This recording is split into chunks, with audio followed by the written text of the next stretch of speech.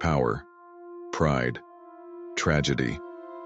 The rise and fall of King Saul is one of the most gripping stories in history. Chosen by God, anointed by the prophet Samuel, yet doomed by his own disobedience. This is the downfall of King Saul. Saul's journey began with divine favor. Israel, desperate for a king, found its first ruler in a man of stature, tall, handsome, and strong. But Saul's reign would be marked by a fatal flaw: his inability to fully obey God. In one of his first tests as king, Saul faced the Philistines. The prophet Samuel had instructed him to wait 7 days before offering a sacrifice. But as the deadline loomed and fear spread among his troops, Saul took matters into his own hands. He made the sacrifice himself, an act reserved for priests. "You have done a foolish thing.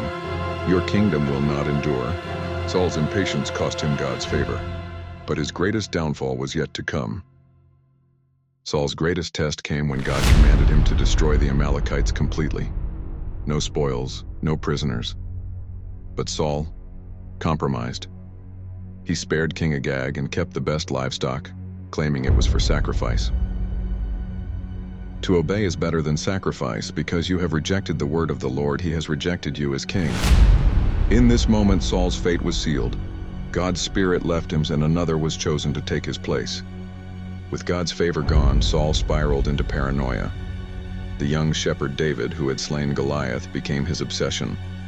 Saul saw in him his replacement, and jealousy turned him into a man consumed by rage. He hunted David, seeking to kill the very one God had anointed. Desperate for guidance, Saul turned to the forbidden, a medium. Disguised, he sought out the Witch of Endor, asking her to summon the spirit of Samuel.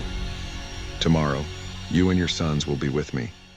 The once mighty king had fallen to his lowest point, rejected by God, forsaken by Samuel, doomed to die. On the battlefield of Gilboa, Saul's story reached its tragic end. Surrounded, wounded, and unwilling to fall into enemy hands, Saul fell on his own sword. Israel's first king lost everything. Saul's downfall was not due to lack of power, but lack of faith. He let fear and pride cloud his judgment, turning away from the one who had anointed him. His story serves as a warning, a reminder that true kingship is not about power, but obedience to God.